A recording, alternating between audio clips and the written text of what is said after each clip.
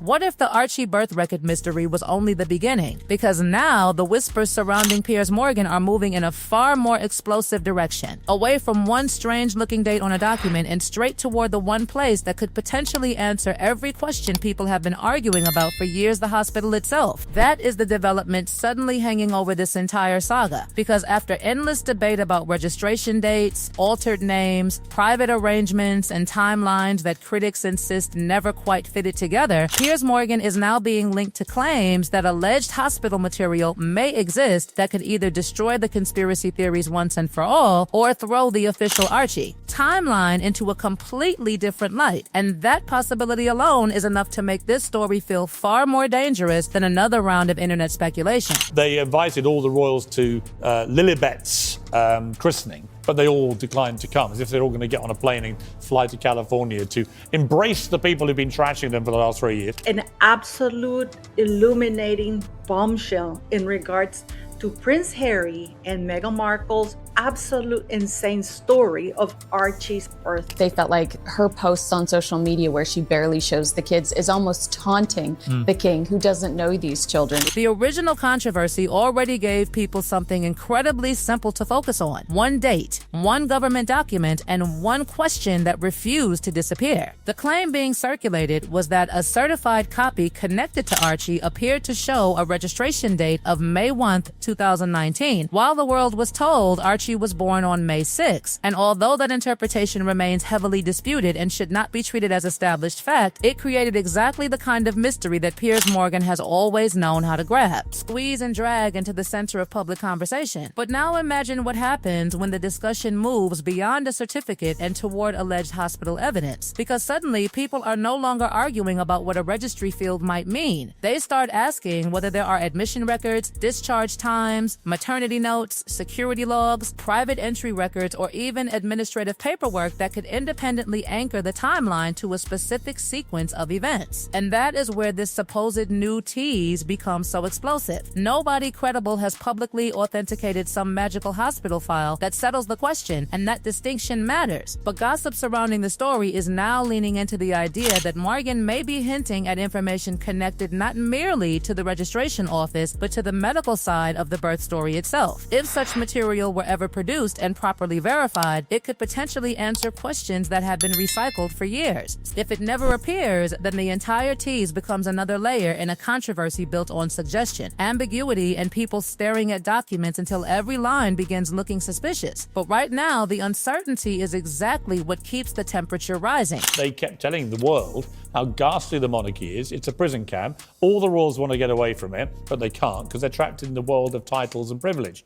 And now they want to give their kids the titles of prince and princess, even though they don't live anywhere near the royal family. They don't do any duties. They do nothing to deserve it. They live in a mansion in Montecito in California and use their own royal titles to make loads of money. Because here is the thing about Piers Morgan. He does not need to dump an entire file onto a desk to create chaos. Sometimes all it takes is a question delivered at exactly the right moment. He has spent years publicly challenging Harry and Meghan, sometimes aggressively, sometimes controversially, and his critics would argue that his obsession makes him the least neutral person imaginable. Yet his supporters see the exact opposite. But they see someone who keeps returning to inconsistencies that other commentators would rather leave untouched. So when his name becomes attached to whispers about hospital evidence, people instantly start asking what he has seen, what he has been told, and why the suggestion is surfacing now. And that question, why now, is where the gossip gets especially interesting, because the birth record discussion has already circulated long enough for both sides to dig themselves into trenches. One camp believes every supposed anomaly has an ordinary administrative explanation. Another camp sees every unusual detail as another piece of a much larger puzzle. Morgan teasing even the possibility of hospital-related material pours fuel directly into that divide, because hospital records would be fundamentally different from commentary, photographs, or memory. Properly authenticated medical or administrative documentation could establish times, movements, and procedural details. But without authentication, a screenshot, anonymous email, or supposed insider note proves absolutely nothing. And that is precisely why whatever Morgan may allegedly be sitting on would have to survive brutal scrutiny before anyone could responsibly call it evidence. Still, the timing could hardly be more dramatic. The old claim about the May 1 registration date has already pushed people back toward the General Register Office document, where viewers have been freezing frames, enlarging fields, and demanding explanations for what they believe they are seeing. Then comes the hospital question. Suddenly, the argument changes from what does this date mean to what happened inside the medical system surrounding the birth. And once that door opens, every detail from Harry's own published account becomes part of the conversation again. Harry described Archie's birth in spare with vivid personal detail, including the journey to Portland Hospital and Meghan receiving epidural pain relief. And critics have repeatedly tried to turn those descriptions into a mathematical timeline, calculating travel times, treatment windows, and discharge possibilities as though they were reconstructing a crime scene. That does not mean their conclusions are correct. Medical experiences vary. Memoirs compress events and recollections are not minute by minute clinical charts. But if genuine hospital documentation ever surfaced, the guessing game could suddenly become something much more concrete, because records could potentially show when a patient was admitted, when discharge occurred, and what broad administrative sequence took place. And this is exactly where the alleged hospital evidence becomes the most dangerous piece of the puzzle, because the argument is no longer simply about an unusual date printed on paperwork. It moves directly into what documentation was supposedly available when the birth was formally recorded. According to the source material, Dexa Mavada traveled to Windsor in connection with the registration process, yet the account claims the expected Red Book was not presented and that another written statement was relied upon instead. That allegation has never been established publicly as proof of wrongdoing, but inside this rumor-driven storyline, it becomes the bridge between the birth record controversy and the supposed hospital material now being teased. If an authenticated medical record existed showing admission, treatment, and discharge information, then suddenly every argument surrounding that registrar visit could be tested against something much harder than memory or speculation. That is why the possibility alone has reopened questions people thought had already been exhausted. Then the attention swings straight back to Harry, because the source insists the most revealing timeline was already sitting in spare. Harry described the journey to Portland Hospital, Meghan receiving epidural treatment, and the couple eventually returning to Frogmore Cottage, and critics immediately began calculating how those events could fit together. Those calculations have been repeated endlessly, often presented as if they automatically prove something sinister. Even though memoir recollections are not medical charts and private medical circumstances cannot responsibly be reconstructed from outside speculation. But the alleged new twist changes the stakes, because real hospital administration records, if they existed and were authenticated, could potentially establish when Meghan entered, when Meghan left, and whether the broad timeline described by Harry actually matches the institutional record. And then another controversial detail returns the amendment to the birth certificate. The source describes Rachel Meghan being removed from one version of the document and replaced by the royal title, with competing explanations supposedly emerging afterward about who requested the alteration. That change has fueled years of theories, but an amendment by itself does not prove the extraordinary conclusions repeatedly attached to it. Still, within the controversy surrounding Piers Morgan, it becomes yet another thread people are now connecting to the alleged hospital evidence. If the paperwork is ordinary, critics want someone to explain why every administrative detail seems to generate another dispute. If the paperwork is not ordinary, they want to know what the missing context might be. From there, the source turns toward photographs and Harry's remarks from those first public appearances, including the widely discussed comment about how much babies can change over 2 weeks. Critics have repeatedly interpreted that wording as a supposed accidental admission that the public timeline was wrong, while supporters dismissed the entire argument as another example of people dissecting casual language beyond recognition. The baptism photograph is dragged into the mystery next, with claims about metadata and the date connected to the digital image, followed by scrutiny of Meghan appearing publicly with Archie and endless speculation about what viewers believed they saw. None of those interpretations independently proves anything about a birth, yet together they have created the kind of sprawling online mystery where every photograph, sentence, and timestamp becomes another supposed clue. That is exactly why Piers Morgan teasing alleged hospital evidence would be such a powerful escalation. Photographs can be debated, memories can be disputed, metadata can be misunderstood, administrative entries can be interpreted incorrectly, but a genuinely authenticated hospital record would have to stand or fall on something far less emotional: dates, times, provenance, and verification. And until anything like that is actually produced, the responsible conclusion remains frustratingly simple: the supposed bombshell is still only a tease. The source eventually pushes the story even further, claiming that palace advisors were examining documentation connected to Archie and Lilibet and presenting this as part of a wider constitutional review. Those claims are themselves themselves unverified, but they demonstrate how rapidly the narrative has expanded from a single disputed registration field into something enormous involving Meghan, Harry, Buckingham Palace, and the succession itself. And now the entire controversy hangs on one question that Piers Morgan's alleged tease has made impossible for gossip circles to ignore. Is there really hospital evidence capable of clarifying the Archie timeline? Or has the mystery become so powerful that the absence of evidence is now being treated as evidence itself?